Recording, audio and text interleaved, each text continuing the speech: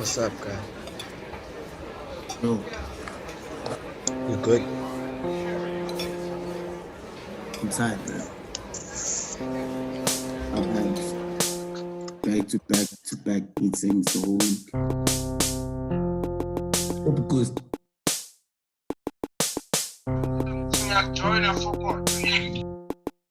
Put on your video.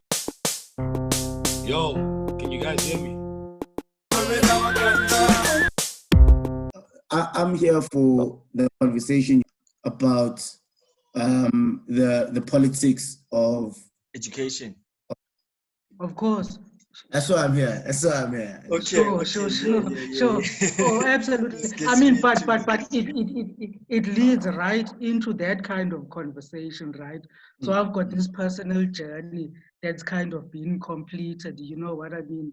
And I've been involved in it from start to finish, and I've noticed certain things, you know, the production of this thing, and trying doctorate and the politics, which I'd never be able to completely share, even with the supervisor. You know what I mean? But I can come and share them up. You know what I mean? Without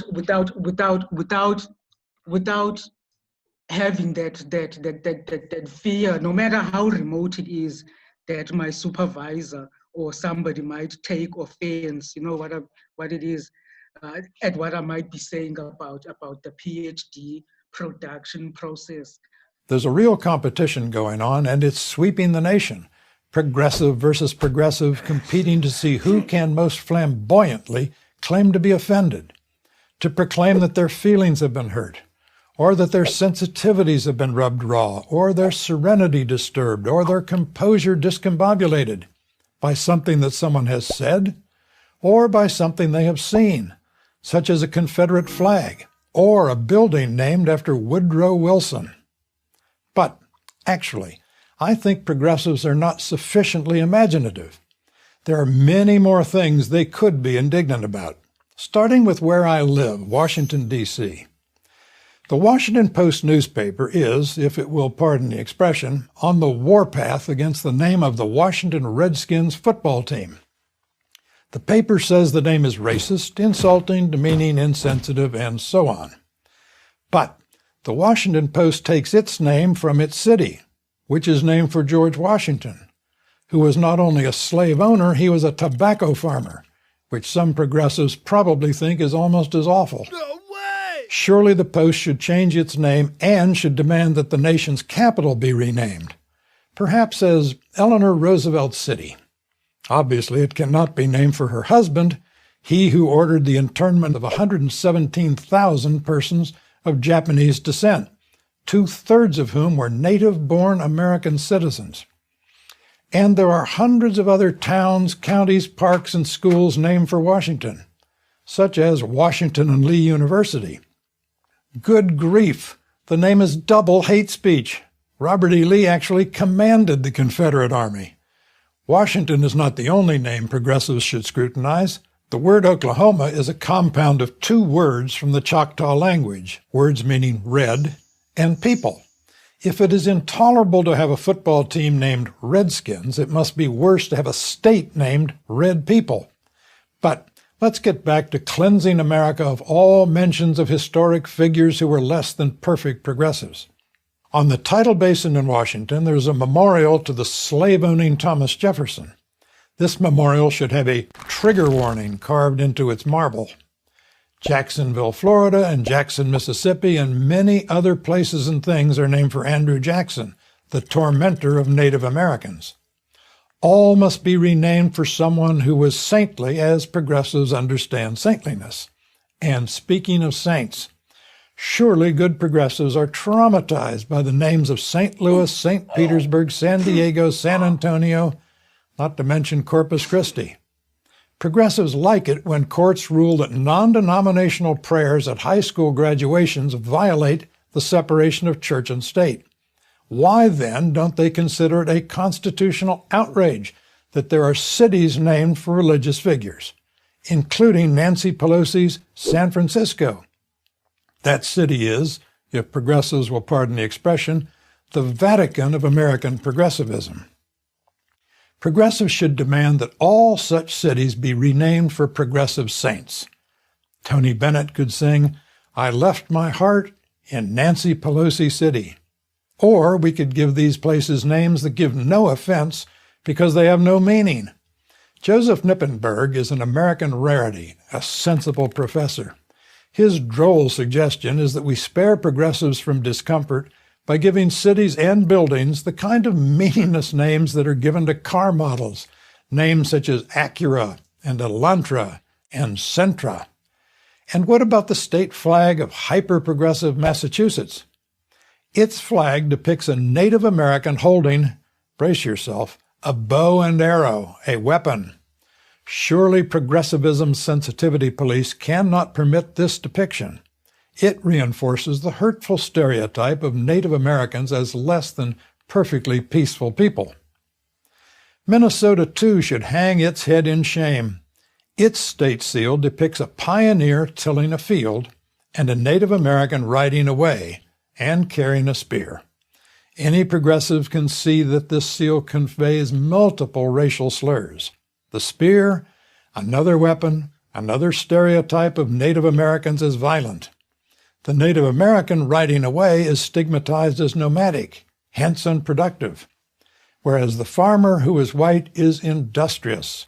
So, the seal communicates subliminal slander, the coded message of white superiority. Who knew that Minnesotans who have voted Democratic in 10 consecutive elections since 1972 embrace white supremacy? I could go on, but you get the picture. You know what I mean? It's been quite difficult for me, you know, but I finally got it completed, and thanks for the blessings you have brought to me, the thanks and all of that. So it's finished. So what was the bullshit? Look, the bullshit is around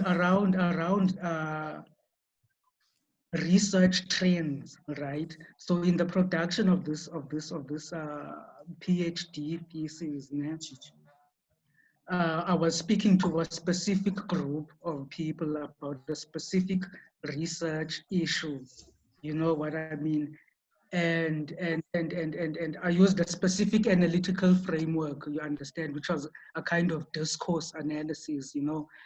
And I kind of felt, and the people that were marking doctorate, Lena, in the comments and in the feedback that they gave on the doctorate itself, I kind of felt, but they were trying to steer me in a certain direction, you understand, because of things that they accuse me of having left out.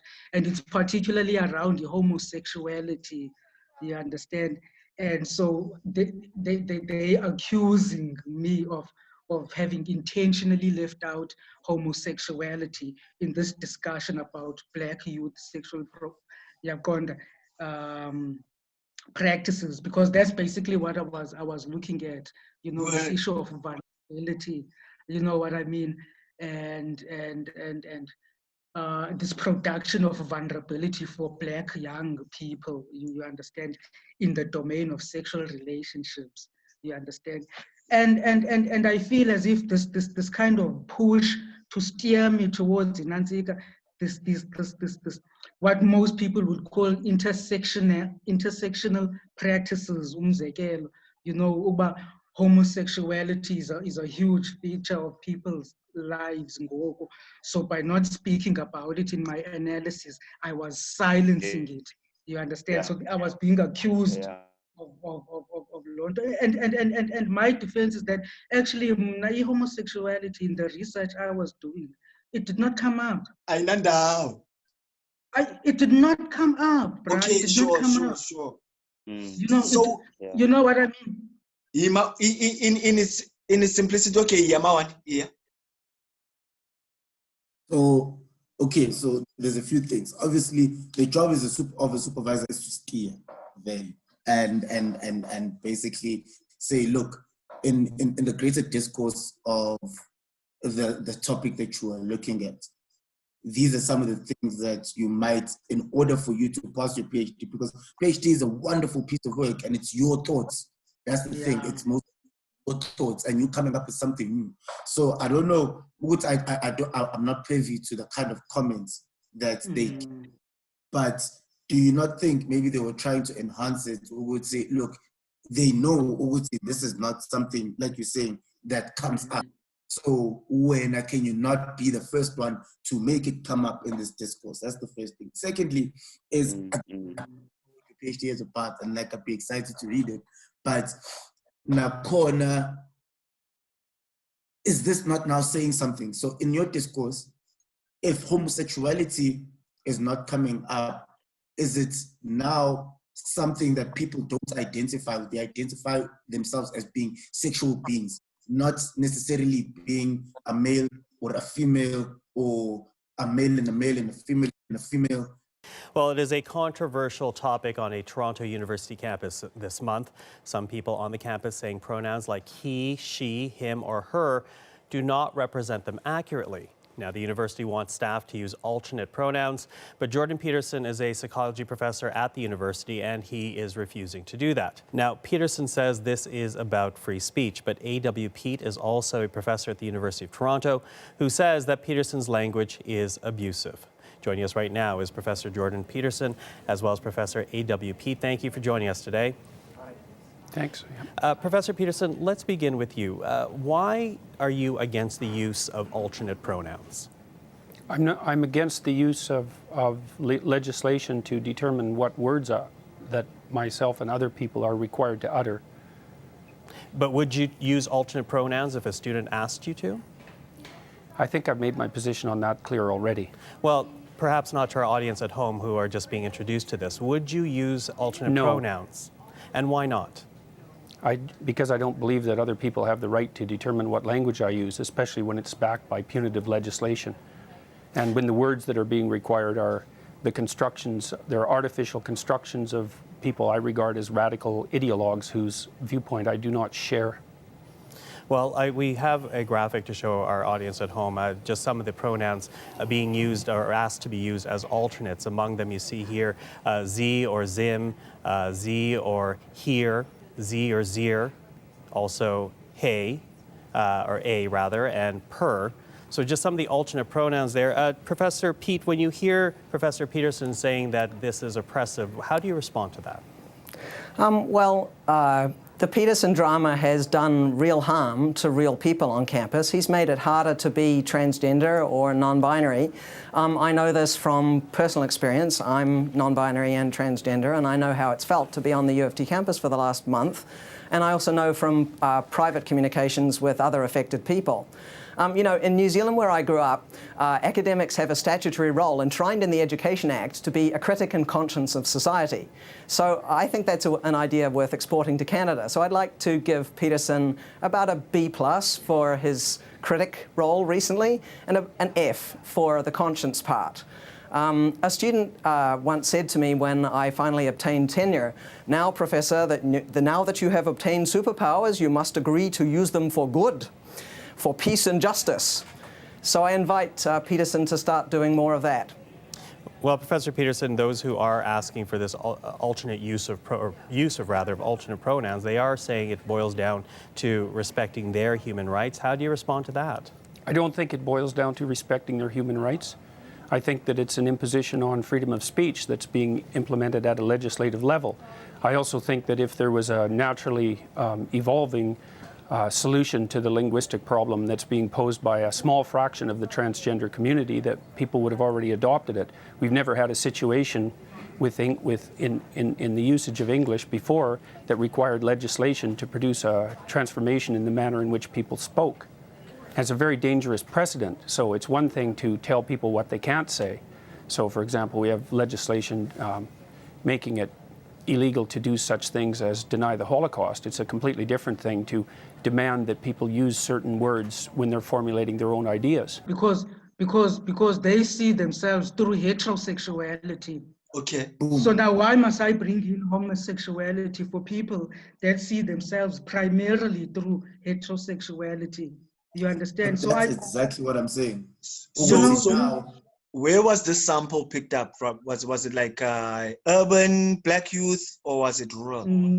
Absolutely not. It's not urban black youth. It's a rural setting. It's a very traditional rural setting. And I go at length to kind of explain the kind of setting that this setting is, and the kind of practices that it allows, or the practices that go on. And there is no homosexual practices at all, I promise you, in that setting. Or at least none that are vocalized. They're not vocalized, but I've stayed in the setting. It's an ethnographic study. There's none that I can see. Yeah. Through this ethnographic So lens. why do you think are they behaving in this way, if I may ask, in your thoughts? This is exactly what I'm trying to say, is that there's waves of research, and feminist research at the moment, you understand, it's a trending kind of research wave, right? Where sexual practices have to have this kind of feminist gloss, you understand, and they have to speak to all kinds of sexuality. And I'm saying that actually they don't.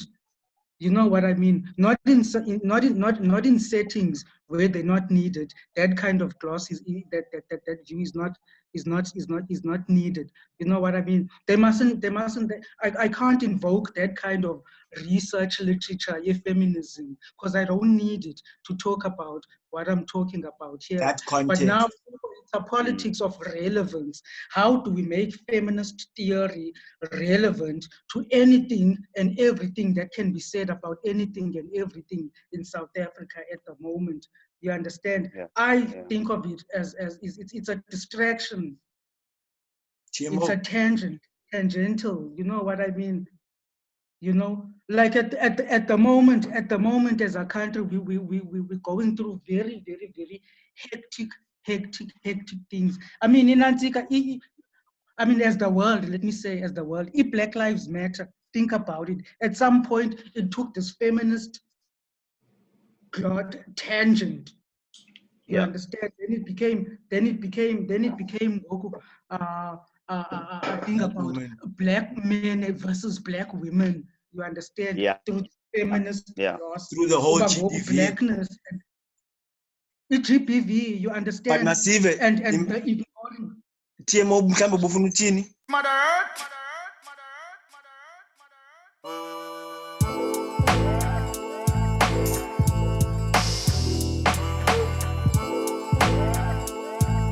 My understanding of the hashtag Men Are Trash is basically people bringing attention to the injustices that women face and are suffering at the hands of men. I've got so many guy friends, and then those that are so defensive over this hashtag Men Are Trash are actually trash.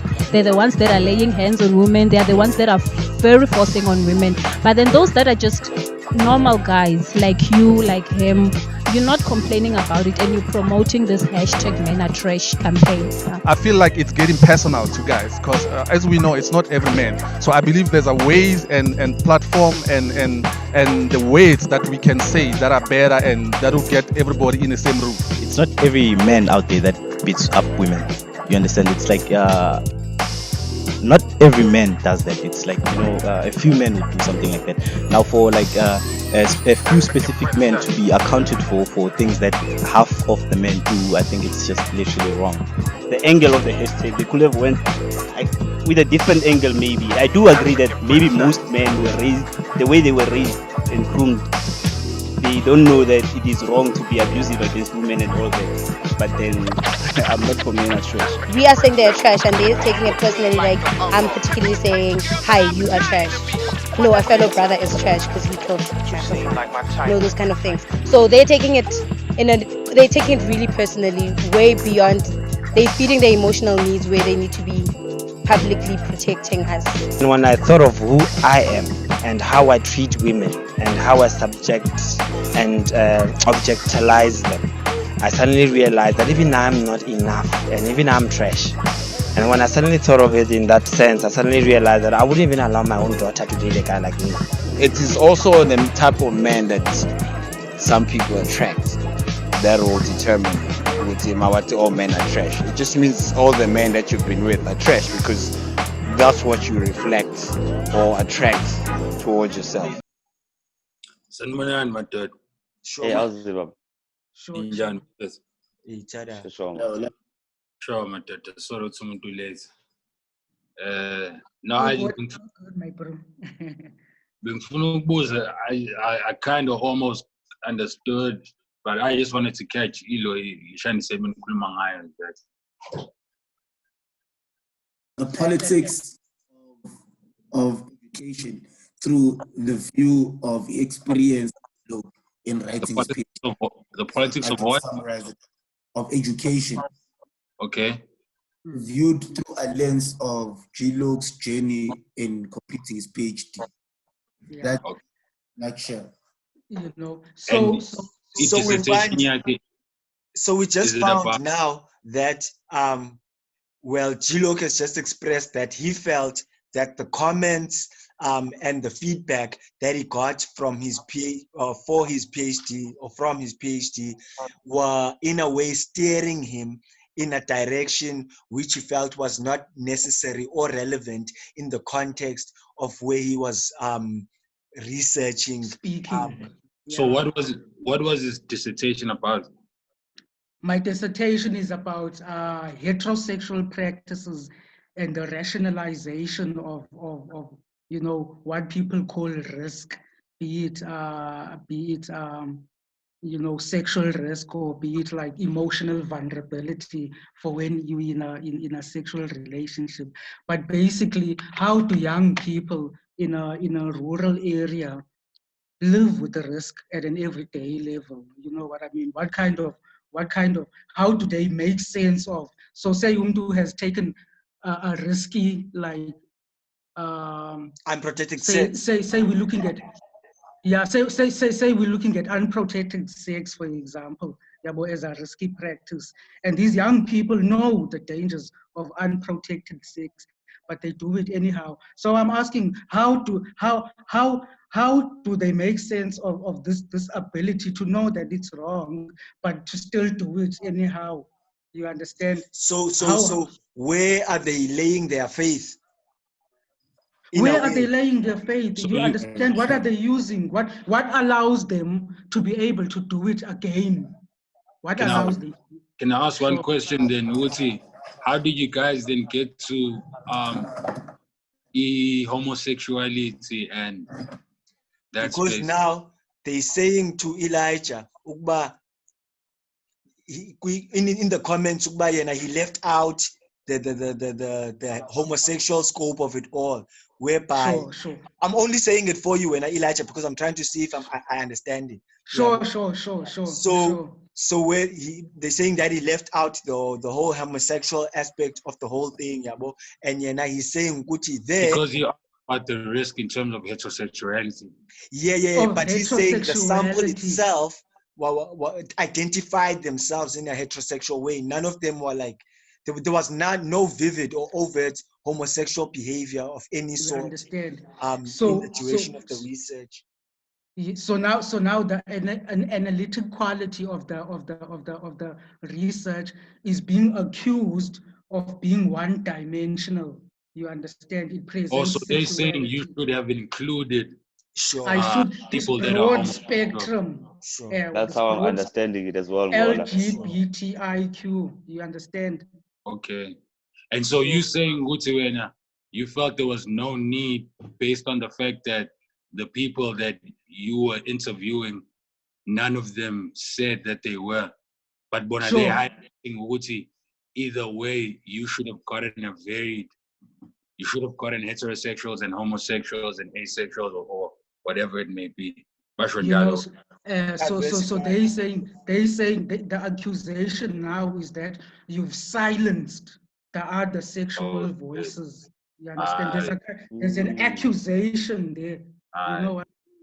And I'm saying not only that, I'm saying that that accusation is vested in a particular research interest that serves there, because these are feminists. You understand? Also, where the feminist card was coming. Sorry? I understand how you guys were also mentioning, feminism. And I wanted to jump in, but there's things I want to say about feminism and identification, sexuality, but being a phone with Papa. That's why I wanted to understand it beneath that type of conversation. I also just want to say, if I can just throw in the air, this whole sudden growth of the LGBTQI movement and this whole these colors that every sort of even Mausopera in music, it's also in the TVs. There's also that almost feminization of the black man. It's in activism. So it's in this policy. It's everywhere. I think there's a narrative thing behind this whole thing. Okay. Trust me, because the way, if you look back 5 years or 10 years ago, you wouldn't have seen so much advertisement of LGBTIQ. And if I call it properly, but all these colors that are coming out, all this that's coming up, but I think the media is also pushing it. Have you noticed most of the dramas right now, they have probably, for example, they will have like a gay scene. Most of them, it's becoming like they try to normalize it, to be honest. That's what I've noticed in my own view. They try to normalize it, even with your situation. I think it's becoming like that to whatever research. Why are you leaving this out? Why? Why? Because now it's normalized. It means it should be there. On network television, they have a department that's called Standards and Practices. This is the department that tells you what you can and cannot say on television. And if you're doing your job well, you should never hear from them. But if you're making a Chappelle show, you'll hear from these motherfuckers all the time.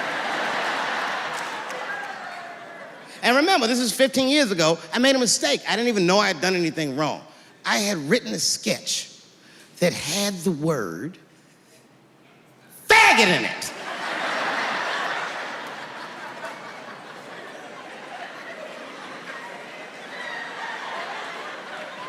So I had to go to Standards and Practices. They called me up. I don't know why they're calling me, but I like the lady that runs the department. She's usually really fair, and was one of my favorite people I've ever worked with. So she sits me down. We have a nice conversation. She tells me, oh, the sketches are great. I go, oh, fantastic. Well, then why am I here? She said, because, David, there's no way that you can ever say the word faggot on our network. I didn't know I did anything wrong. I didn't try to defend myself. I said, all right, fuck it, I'll take it out. Have a good afternoon. And as I was leaving, it occurred to me, hey, Renee, quick question. It's just a question. Seriously, I want to know, why is it that I can say the word nigger with impunity?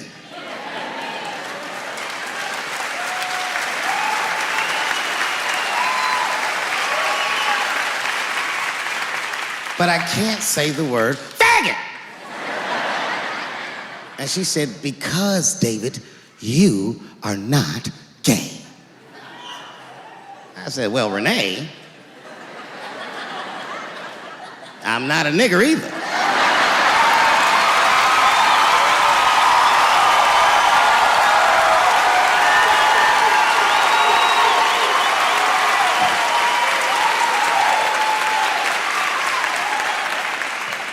But you see, what I didn't realize at the time and what Kevin had to learn the hard way is we were breaking an unwritten and unspoken rule of show business. And if I say it, you'll know that I'm telling you the truth. The rule is that no matter what you do in your artistic expression, you are never, ever allowed to upset the alphabet people. You know who I mean. Those people that took 20% of the alphabet for themselves. I'd say the letters, but I don't want to conjure their anger. It's too late now. I'm talking about them L's and them B's and them G's and the T's. People be surprised. I have friends, all kinds of letters. Everybody loves me, and I love everybody. I got friends who are L's, I got friends who are B's, and I got friends who are G's. But the T's hate my fucking guts. And I don't blame them. It's not their fault, it's mine. I can't stop telling jokes about these niggas. I don't want to write these jokes, but I just can't stop.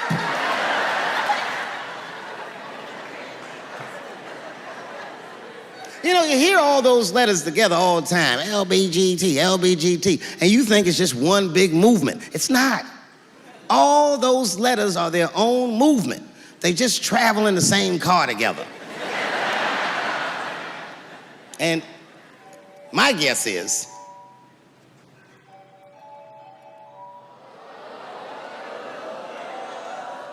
what is this, high school? This nigga probably got a babysitter or something. Go and answer your phone, nigga. Just get that shit out of here. I'm in the middle of something important. Wouldn't it be funny if we made fun of him? He's like, and he went outside like, hello? Mama's dead. Oh no! Mama's dead.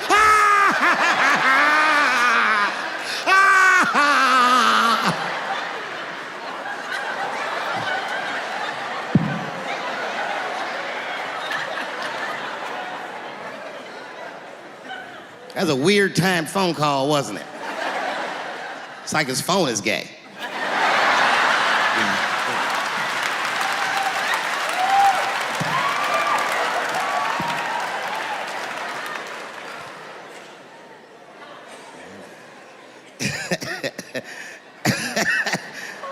Like I was saying, my guess is the G's are driving that car. That makes sense to me, because there's white men in the G's. And these people are trying to get around discrimination and oppression. And you know how white dudes are. We know these roads. In fact, we built these roads. The rest of you buckle up, we'll get you to where you want to go. So the G's are just driving the car. Of course, next to the G's in the passenger seat is the L's. Everybody likes the L's, except for the G's. I don't know what that's about. I just know the G's don't like them that much. And the G's always say like little subliminal digs on them. It's unnecessary shit. It's not mean, but you know what I mean? They just be like, I wouldn't wear that. And the only thing that breaks the tension between the L's and the G's are the B's in the back seat. That's right, there you go. Everybody scream out when you hear your letter.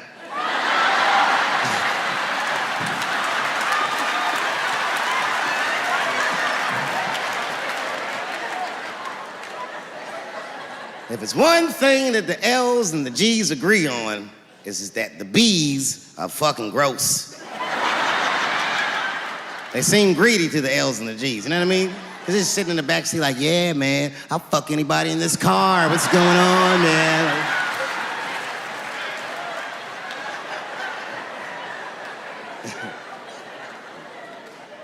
And sitting next to the B's, all the way in the back seat by themselves, looking out the window.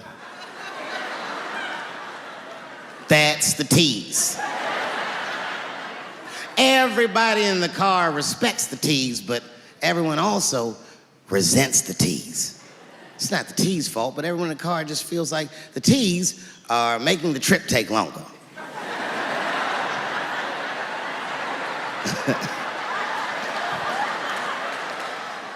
Anything the T's say gets on everybody's nerves. And then the T's don't even say anything bad. They just be in the back talking to themselves. I'm hot. Shut up. Shut the fuck up, okay? Just roll the window down, you bitch. I don't know what you... What? Just said I was hot. Could you pull over at the next exit? I need to use the restroom. There is not a restroom for you for 4 states, nigga. Will you just shut the fuck up so we can get where we're going? You know, what is normal? What was what you were saying about the acting thing? I literally had 2 roles One, nganganaye imali yokugibela, iskandal, 2018. Then I just went for a taxi. A few months later, kwakuyi generations. Lapho ngagcina sengithi angifuni, only because of some of the things that I was reading. But at that moment, I started realizing, ukuthi, everyone was saying to me, ukuthi, nah, this is the next step for you. I did Single Girls. And Single Girls, the character they made me play was a very like metrosexual type of character. And director, you know what they played me? One day, I couldn't show up to the streaks. SAPC 1 and 9. I remember it. The queen. Lo mzulu, the nigga lo onomkhaba nje omkhulu. It's just that I don't watch TV that the nigga who was very the nigga do you watch TV? Uthemba Ndaba is an actor. Why shut no queen in real life? Why am I abused or whatever? Yeah, Gola. In some stored man character. And they were trying to show me, this man in the 90s in Streaks, he was playing the gay character and was wearing a crop top. And so that's exactly what I think, bro. And at that moment, I started realizing they're doing this to black men. They're doing this to black actors where they're telling us, the only way for you to get to a certain place, you need to do this. Back in the 90s, you just needed to do a sex scene. Same thing with those Swordfish with what they did with Halle Berry. And so these characters open up and whatever it may be. But in doing to your actual dissertation is and I don't know if this is going to be a controversial stand or not, but no problem. I actually do agree, Bafuti. Firstly, the LGBTQI movement has moved so strongly by knowing how to put their money together and making sure that they move laws on a government basis, which the movements have failed to do. That's one thing that they've taught us, and we can see a lot here in America, right? That's why they've done that. And they want to put their access into everything because they want to control things. Everything's about control right now, right? Yeah. But on the other hand of it, I do agree with you in the time that we're living in. If we're doing a study, there are that are homosexual, maybe aren't as open about it. Yeah. So I don't think you were wrong. I wouldn't make it an accusation against your dissertation. I would just make it an advisory thing like, yo, you can add this in. Since you already got this to work with, just include this. You know what I mean? Because I think we were moving in the right steps. But I think in the situation, if you look at stats alone, it does show black kids in black communities from Malogishi to Makai to the cities, that are changing these things. And there is a high risk either way, Maui and Ghana having sex, because maybe you're not doing it properly, you're not protecting yourself or whatever it may be. And what we're told as well about homosexuality is homosexuality is even worse. And I don't want to sound stereotypical like I went from the 90s. But no. You risk around that. Can I raise, of course. Yeah. Can I raise a few points?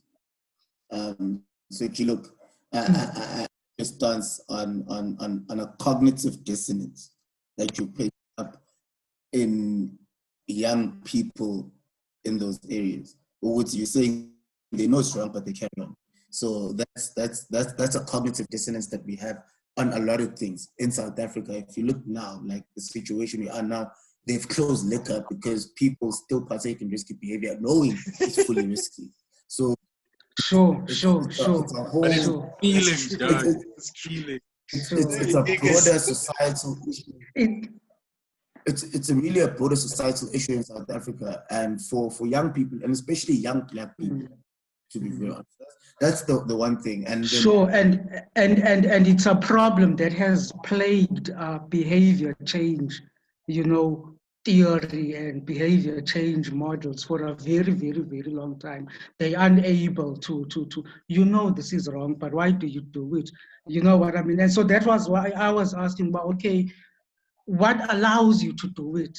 You know what I mean? I'm not asking why do you do it. I'm asking what allows you to be able to do it. You know what I mean? Why do all of us still do school, my good? We're back Eh? at our age. You know, John. You know, but what allows them to bend on And our age is the uti yes, yabona mine. So tell you where the uti yes, Okay, yeah, what's the second thing? You know, a lot of people say you got 13 kids. What about birth control? Maybe you need, you know, maybe start using condoms, or is that not? I use condoms. Oh man, baby, I like it. Condoms. Yeah, I use condoms. Yeah, I use condoms.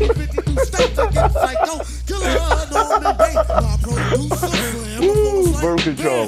Birth control. Yes, birth control. Yes, ladies and gentlemen, birth control. Introducing birth control. Look, dirty, birth control. Birth control. Birth control. That's why I was just thinking about birth control. Look, I love you all.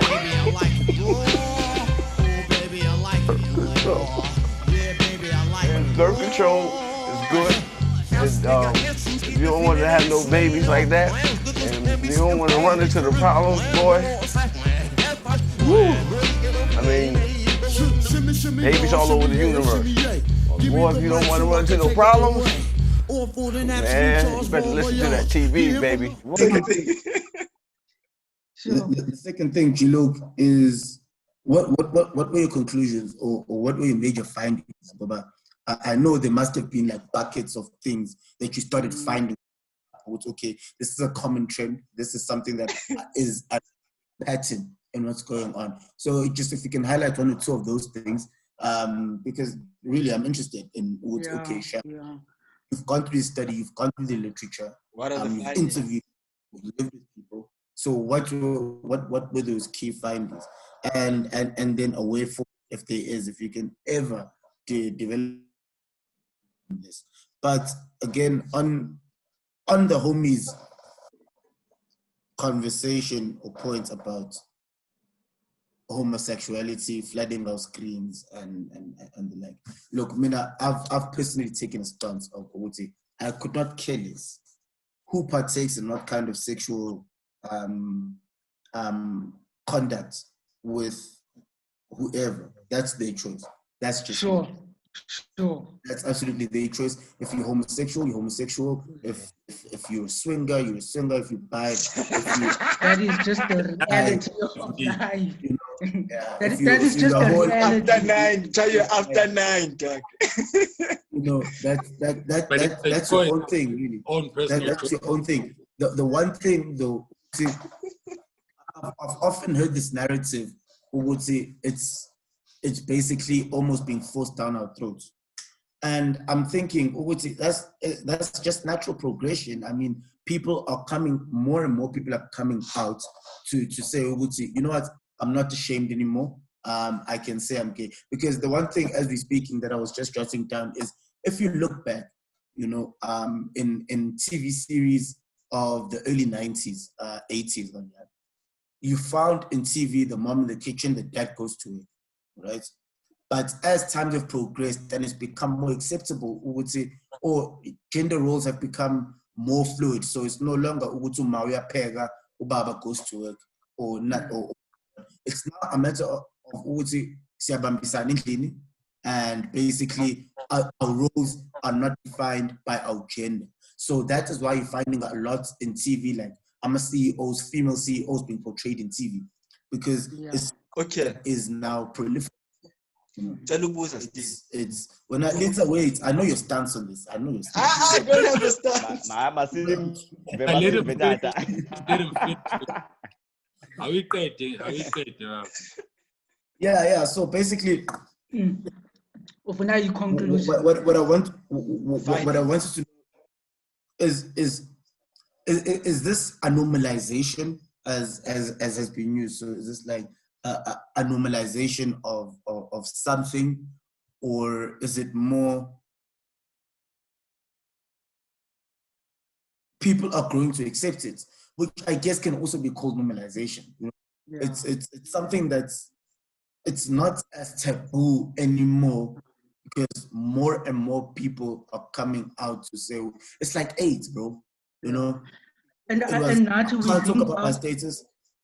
You didn't? I'm saying that we're being asked to at least recognize it as that. Well, you know, it's there. Recognize it. You know. But it didn't come out. What do you mean? Like, did you ask about it? Like, okay, but before we go too deep on that, I'm interested. Oh, I've got no reason to ask about it. There was no reason to ask about it. No one brought it out. No reason. No one brought it. Look, my question is not even, it's on heterosexuality. You understand? It's on heterosexuality.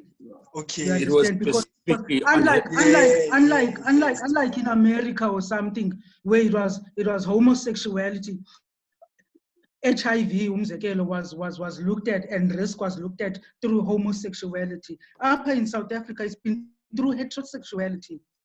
That's true. That's true. It's been a reversal, you understand? So I've got no reason to look at it through homosexuality. Why even ask that question? Empirically, I've got nothing to go by.